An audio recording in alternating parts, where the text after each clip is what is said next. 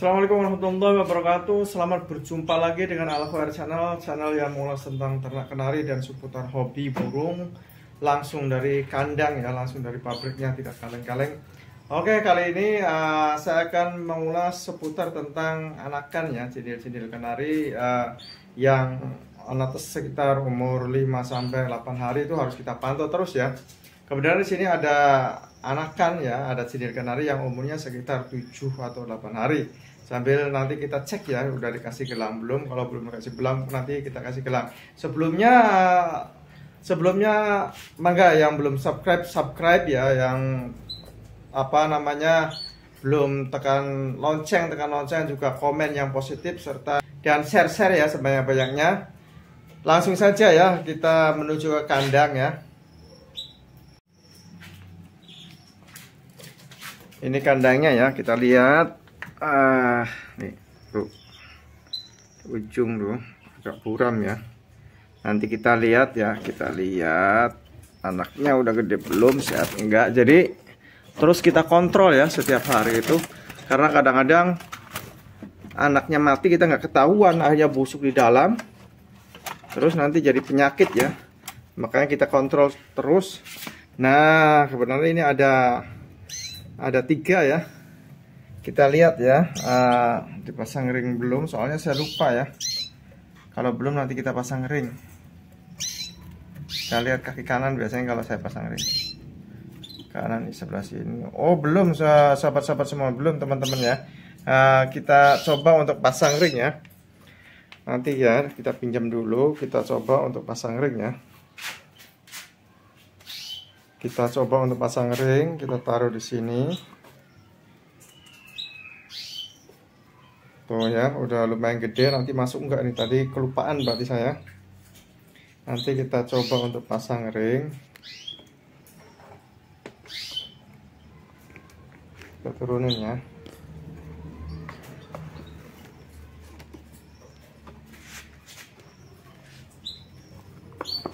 Kita pasin.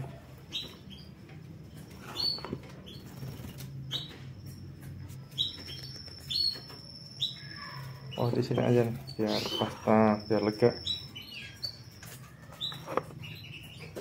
Nah udah, nanti kita coba pasang ring ya.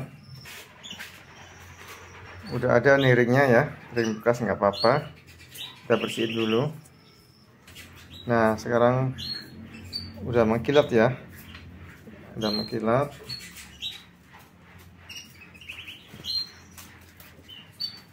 Sekarang udah mengkilat.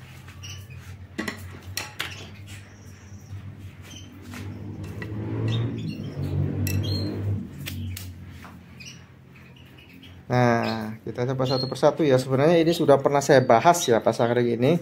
Nanti barangkali teman-teman semuanya lupa atau nggak sempat buka. Ini saya bikin konten lagi ya, bikin video lagi.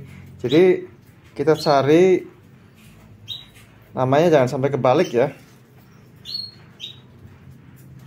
Namanya jangan sampai kebalik. Jadi kira-kira kalau burung ini berdiri, kebaca gitu loh. Jangan sampai terbalik. Udah nih ya. Caranya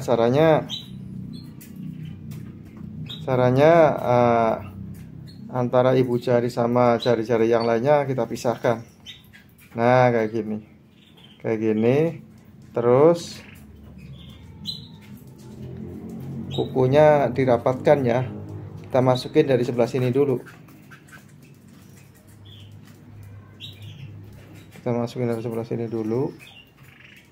Tuh. Kita masukin pelan-pelan aja. Asal hati-hati kalau belum masuk semua, jangan sampai kita dorong ya. Bentar. Ini burungnya berontak. Kita rapatkan dulu.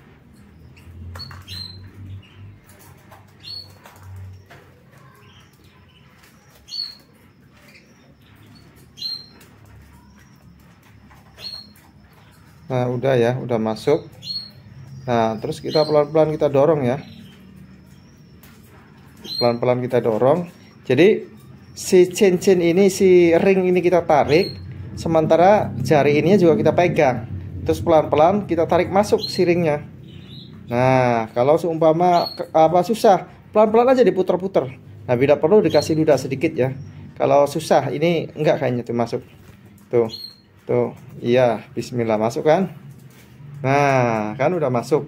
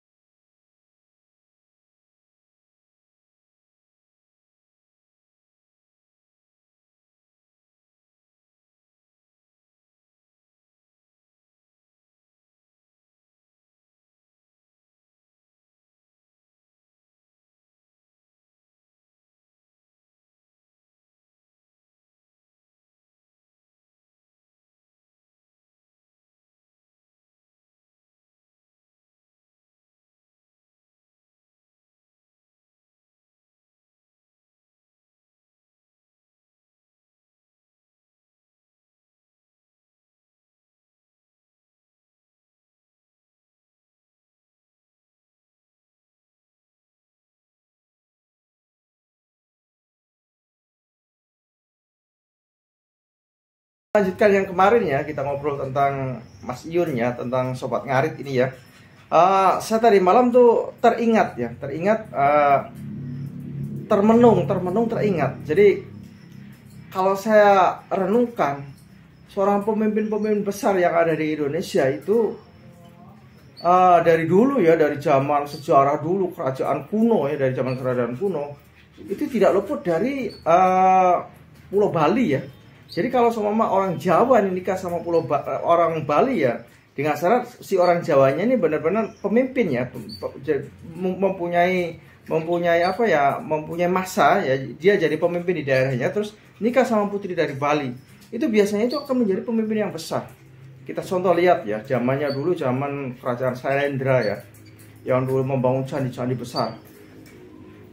Tarumanegara, Sailendra itu pada zamannya di situ ada salah satu dari raja yang kawin sama putri dari Bali. Dan di Bali dia mendirikan kerajaan yang besar. Di Jawanya pun mendirikan kerajaan yang besar. Nah, akhirnya berdirilah candi-candi yang besar yang sampai sekarang masih kita nikmati ya, Candi Prambanan, Candi Borobudur. Itu hasil raja-rajanya itu hasil perkawinan dari putri Bali.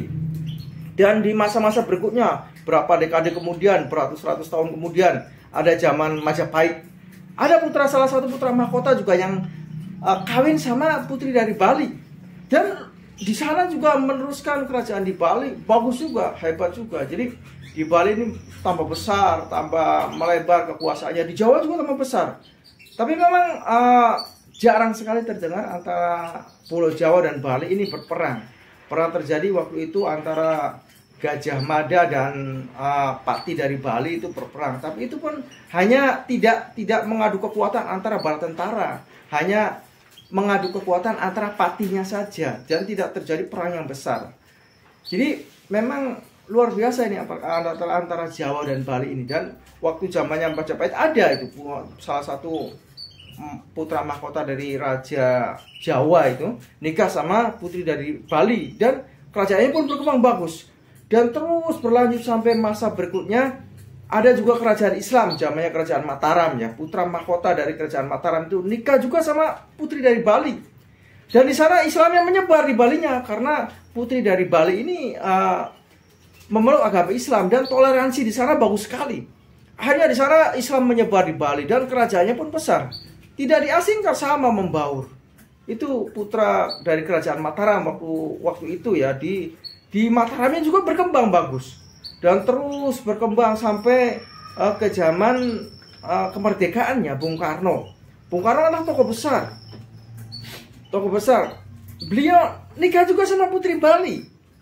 Dan akhirnya beliau bisa memimpin Indonesia. Indonesia bisa berdiri, bisa hebat, bisa ditakuti di negara-negara lain. Dan terus berlanjut ke masa berikutnya. Sekarang ya, kalau fenomena sekarang ya, yang kita lihat adalah fenomena Mas Iyun ya. Dan pengikutnya Mas Iyun kita tahu luar biasa. Bukan saja dari area nasional ya, internasional seluruh dunia. Hampir di negara-negara luar Indonesia tuh ada yang pengikutnya tuh luar biasa. Follower pengikutnya tuh. Sampai memproduksi kaos ratusan ribu terus laku. Itu menunjukkan begitu banyaknya, belum lagi pengikut-pengikut yang belum sempat beli kaos. Pokoknya luar biasa pengikutnya. Dan nada-nadanya, bibit-bibitnya ada putri dari Bali yang suka sama Mas Iyun. Kelihatannya nih. Nah, tinggal bagaimana Mas Iyunnya nih.